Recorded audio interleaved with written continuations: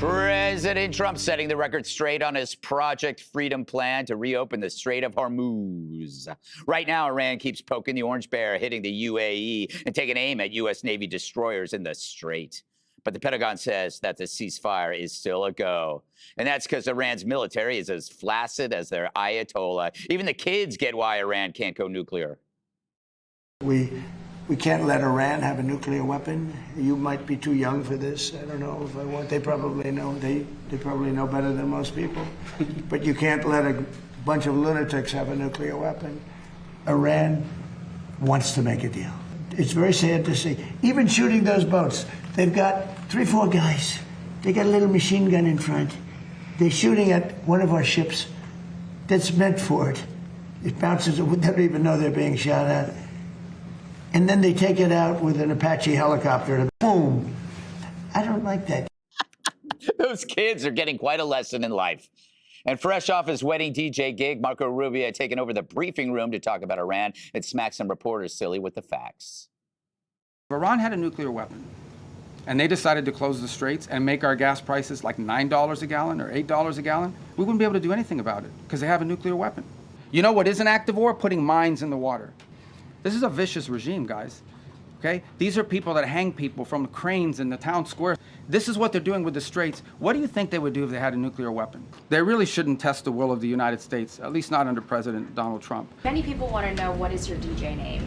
My DJ name? Your DJ name. You're not ready for my DJ name. So, Dana, Yes. Iran seems to be one of the weirder wars in that it's not a military problem because we solved that. It's like a political problem. Trump has to decide how much more time you should strangle Iran's economy.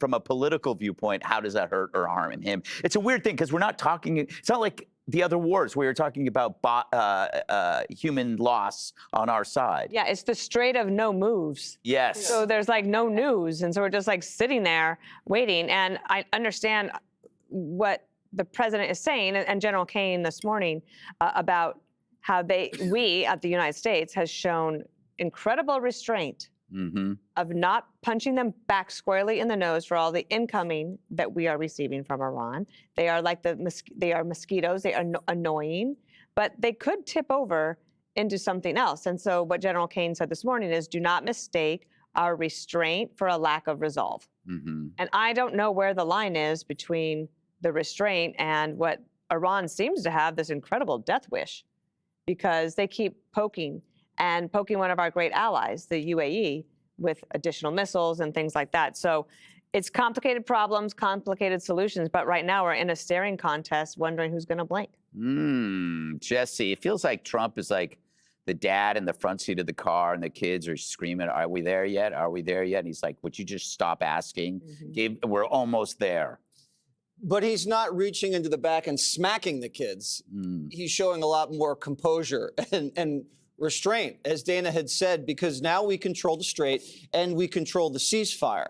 Because we're basically saying this small arms fire coming from the Mosquito fleet, it doesn't even qualify as violating the ceasefire. Right. It's so minimal, we're honestly just dismissing it as irrelevant. Even the missiles that flew across into our allies were intercepted pretty easily.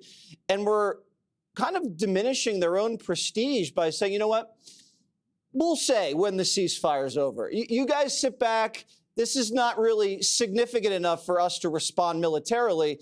And that really, really shows how inadequate the Iranian military is at this point. He also made it very clear, Pete, today with the press conference with Kane, how this new operation was purely defensive and temporary, in the sense we're going to pass it on to allies eventually. And we're not in Iranian airspace. We're not in Iranian waters. We're creating this defensive bubble around this safe passageway to get transit moving. And 2 American flagships have already gone, and we have about 100 other foreign ships that are lining up ready to rock. But he also said it's a humanitarian mission. And that makes the United States look even better, again, because we're saving 22,000 stranded mariners, 1,500 ships. They're just sitting there trapped.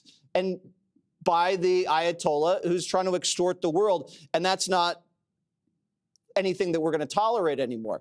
But by securing the strait and keeping the blockade up and then reserving the right to re-attack and even hit leadership, it really puts us in a powerful position where you're going to lower oil prices and not put American soldiers at risk. And at this point, they're kind of managing their own surrender. It might take another nudge, but I think it's going in the right direction. Harold, you look well rested. I'm glad I didn't wake you this morning. Do you think Trump kind of wants a few more weeks just to keep draining their economy? And it's, they don't know where to put the oil. So it's kind of like the more we put it off, the better it just gets for us. So I watched Secretary Rubio's press conference, and he is smart. He was in command. He's impressive. And frankly, they got to put him out more because he answers the questions directly from the press about the tough questions about this war. What I took from it, and again, I don't necessarily disagree with anything that Dana or Jesse has said, is that we have a question. When will the resumption of major combat operations restart? Are we prepared for that? Because I think, as I listened to Secretary Rubio, he said a real diplomatic path is still being explored by Mr. Witkoff and Mr. Kushner. But he said we will continue to apply pressure.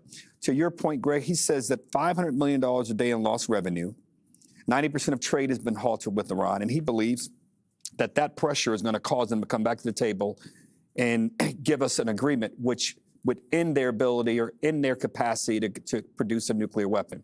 That's what this is all about. And the question becomes, who has the greatest threshold for pain?